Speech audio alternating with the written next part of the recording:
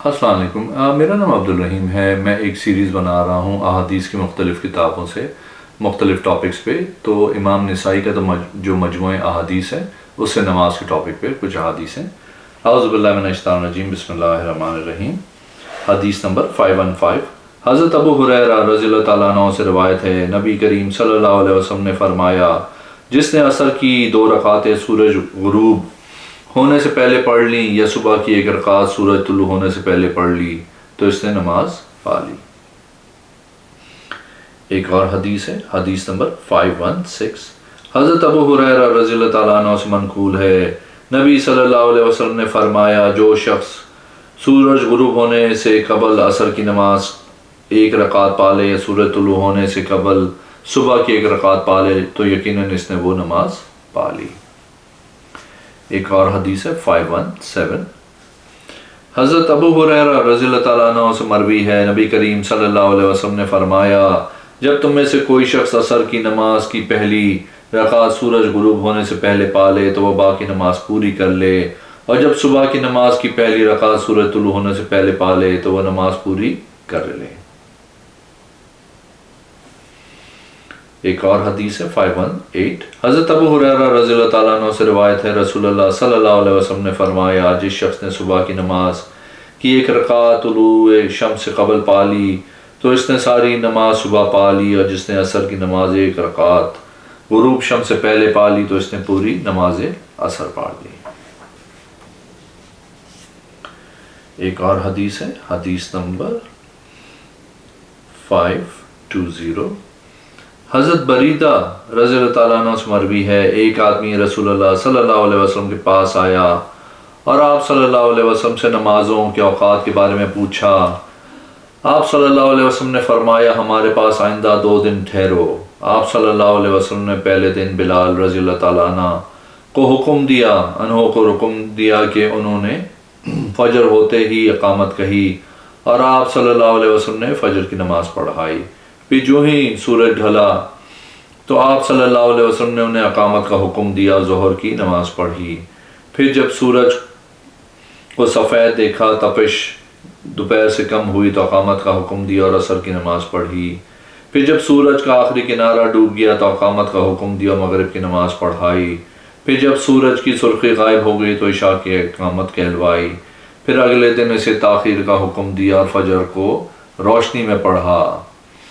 پھر ظہر کو ٹھنڈا کیا اور خوب اچھی طرح ٹھنڈا کیا۔ پھر عصر کی نماز پڑھی جبکہ سورج ابھی سفید تھا، زرد نہ ہوا تھا، ویسے پہلے دن سے مؤخر کیا۔ پھر شفق سرخی غائب ہونے سے پہلے مغرب کی نماز پڑھی۔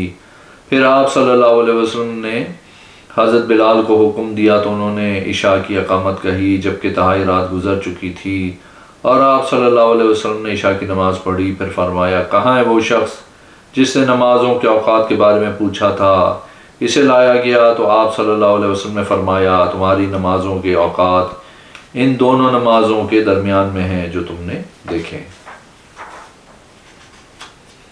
ایک اور حدیث نمبر 521، بنو اسلم کے ایک شخص سے روایت ہے جو نبی صلی اللہ علیہ وسلم کے صحابہ میں سے تھے، فرماتے ہیں، صحابہ کرام رضی اللہ تعالیٰ عنہ اللہ کے نبی صلی اللہ علیہ وسلم کے ساتھ مغرب کی نماز پڑھ کے مدینہ منورہ کے دور دراز علاقوں میں اپنے گھر والوں کی طرف لوٹتے تو اتنی روشنی ہوتی تھی کہ وہ تیر چلاتے تو تیر گرنے کی جگہ دیکھ سکتے تھے۔ ایک اور حدیث ہے، حدیث نمبر 522، حضرت ابو بصرہ غفاری رضی اللہ تعالیٰ عنہ نے فرمایا، رسول اللہ صلی اللہ علیہ وسلم نے ہمیں مخمس مقام میں عصر کی نماز پڑھائی۔ پھر فرمایا، تحقیق یہ نماز تم سے پہلے لوگ بنی اسرائیل پر مقرر کی گئی تھی، مگر وہ اسے ضائع کر بیٹھے، بر وقت ادا نہ کی۔ جو آدمی اسے پابندی کے ساتھ بر وقت ادا کرے گا اسے دوہرا اجر ملے گا، اور اس کے بعد نفل نماز جائز نہیں حتیٰ کہ شاہد طلوع ہوا۔ شاہد سے مراد ستارہ ہے۔ ایک اور حدیث ہے 523، حضرت عبداللہ بن عمر رضی اللہ تعالیٰ عنہ سے روایت ہے، راوی حدیث شعبہ کہتے ہیں کہ قتادہ مذکورہ روایت کو کبھی مرفوع بیان کرتے ہیں کبھی مرفوع بیان نہیں کرتے۔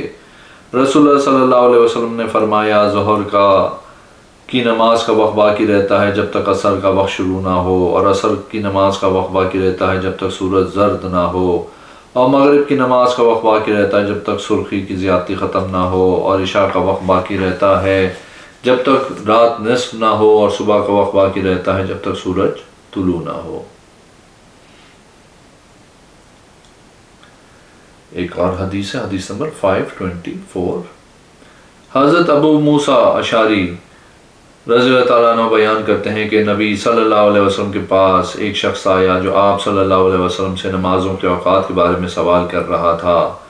آپ صلی اللہ علیہ وسلم نے اسے کوئی جواب نہیں دیا، بلکہ جو ہی فجر پھوٹی آپ صلی اللہ علیہ وسلم نے بلال رضی اللہ تعالیٰ عنہ کو حکم دیا اور انہوں نے صبح کی اقامت کی۔ پھر جب سورج ڈھلا تو آپ صلی اللہ علیہ وسلم نے انہیں حکم دیا تو انہوں نے ظہر کی اقامت کہی، اور کہنے والا کہتا ہے کہ دن نصف ہو گیا ہے جبکہ آپ خوب جانتے ہیں۔ پھر آپ صلی اللہ علیہ وسلم نے انہیں حکم دیا تو انہوں نے عصر کی اقامت کہی جبکہ سورج کافی بلند تھا۔ پھر آپ صلی اللہ علیہ وسلم نے انہیں حکم دیا تو انہوں نے مغرب کی اقامت کہی جو ہی سورج غروب ہوا۔ پھر آپ صلی اللہ علیہ وسلم نے انہیں حکم دیا تو انہوں نے عشاء کی اقامت کہی جب سرخی غائب ہوئی۔ پھر آپ صلی اللہ علیہ وسلم نے اگلے دن فجر کی اقامت کا حکم دیا۔ جب نماز سے فارغ ہوئے تو کہنے والا کہتا ہے کہ سورج طلوع ہو گیا۔ پھر ظہر کی نماز کو گزشتہ کل کے عصر کے وقت کے قریب تک مؤخر کیا، پھر عصر کو مؤخر کیا حتیٰ کہ جب فارغ ہوئے تو کہنے والا کہتا ہے سورج سرخ ہو گیا۔ پھر مغرب کو مؤخر کیا حتیٰ کہ سرخی غائب ہونے کو تھی۔ پھر عشاء کو تہائی رات تک مؤخر کیا۔ پھر فرمایا نمازوں کے اوقات ان دونوں کی نمازوں کے درمیان ہیں۔ ایک اور حدیث ہے 525۔ بشیر بن سلام نے کہا میں اور حضرت محمد بن علی باقر رحمۃ اللہ علیہ حضرت جابر بن عبداللہ انصاری رضی اللہ تعالیٰ عنہ کے پاس گئے اور ان سے کہا ہمیں رسول اللہ صلی اللہ علیہ وسلم کی نماز کے بارے میں بتائیے، اور یہ حجاج بن یوسف کا دور تھا۔ انہوں نے فرمایا اللہ کے رسول صلی اللہ علیہ وسلم تشریف لائے اور ظہر کی نماز پڑھی جب سورج ڈھل گیا اور ابھی سایہ تسمے کے برابر تھا۔ پھر عصر کی نماز پڑھی جبکہ سایہ آدمی کے قد اور ایک تسمے کے برابر تھا، ایک مثال سے ایک تسمے کی مقدار کے برابر بڑا تھا۔ پھر مغرب کی نماز پڑھی جب سورج غروب ہو گیا۔ پھر عشاء کی نماز پڑھی جب سرخی غائب ہوئی۔ پھر فجر کی نماز پڑھی جب فجر طلوع ہوئی۔ پھر اگلے دن ظہر کی نماز پڑھی جب سایہ آدمی کے قد کے برابر تھا۔ پھر عصر کی نماز پڑھی جب آدمی کا سایہ دگنا ہو گیا اور اتنا وقت باقی تھا کہ ایک اونٹ سوار درمیانی تیز چال سے ذوالحلیفہ پہنچ سکتا تھا۔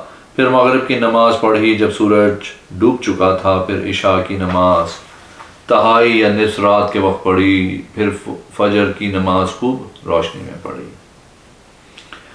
ایک اور حدیث ہے، حدیث نمبر 526۔ حضرت سیارہ بن سلامہ بیان کرتے ہیں کہ میں اپنے والد کے ساتھ حضرت ابو برزہ رضی اللہ تعالیٰ عنہ کے پاس گیا۔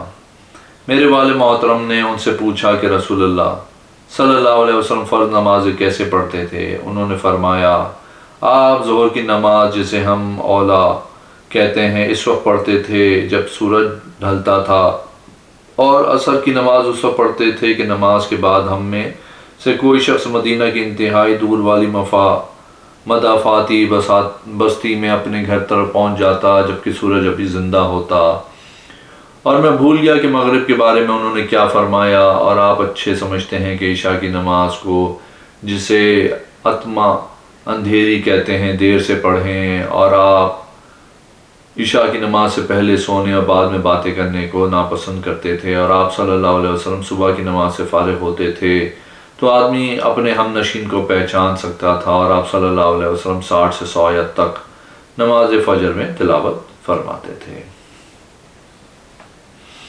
ایک اور حدیث ہے 527۔ حضرت جابر بن عبداللہ رضی اللہ تعالیٰ عنہ بیان کرتے ہیں کہ جبریل علیہ السلام زوال شمس کے وقت نبی صلی اللہ علیہ وسلم کے پاس آئے اور کہا اے محمد صلی اللہ علیہ وسلم اٹھیے اور ظہر کی نماز پڑھیے۔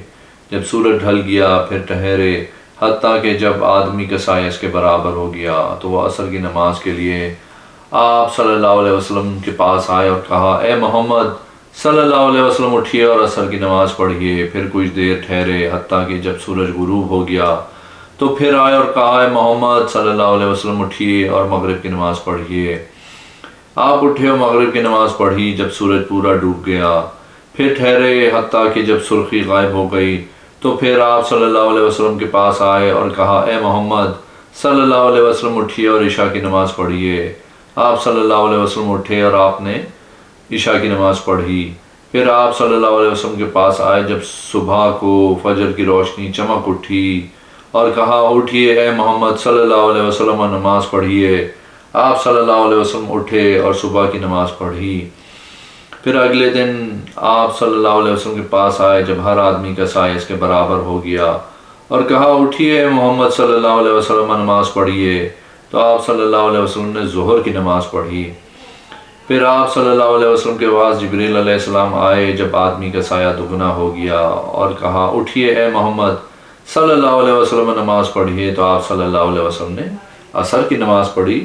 پھر وہ مغرب کی نماز کے لیے آپ صلی اللہ علیہ وسلم کے پاس آئے جب سورج غروب ہوا کل والے وقت پر ہی اور کہا اٹھیے اور نماز پڑھیے۔ تو آپ صلی اللہ علیہ وسلم نے مغرب کی نماز پڑھی۔ پھر وہ عشاء کی نماز کے لیے آپ صلی اللہ علیہ وسلم کے پاس آئے جب رات کا پہلا تہائی حصہ گزر چکا تھا اور کہا اٹھیے اور نماز پڑھیے۔ تو آپ صلی اللہ علیہ وسلم نے عشاء کی نماز پڑھی۔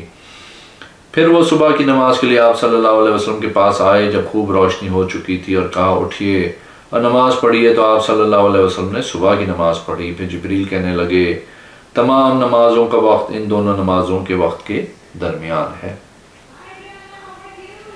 ایک اور حدیث ہے 528۔ حضرت جابر بن عبداللہ رضی اللہ تعالیٰ عنہ بیان کرتے ہیں کہ رسول اللہ صلی اللہ علیہ وسلم ظہر کی نماز دوپہر کے وقت پڑھتے تھے اور عصر کی نماز پڑھتے تو سورج زردی سے صاف اور سفید ہوتا، اور مغرب کی نماز پڑھتے جب سورج ڈوب جاتا، اور عشاء کی نماز مختلف اوقات میں پڑھتے۔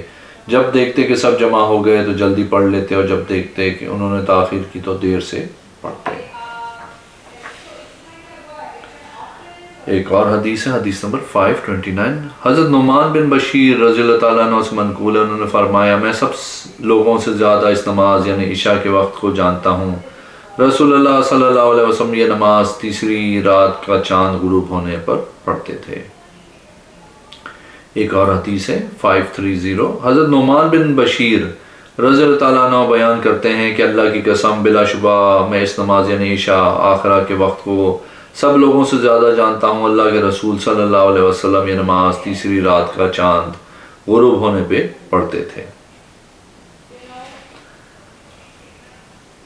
اگر آپ نے میرے چینل کو ابھی تک سبسکرائب نہیں کیا تو پلیز کیجیے، اس ویڈیو کو لائک کیجیے۔ اگلی ویڈیو میں انشاءاللہ حاضر ہوں گا۔ اللہ حافظ۔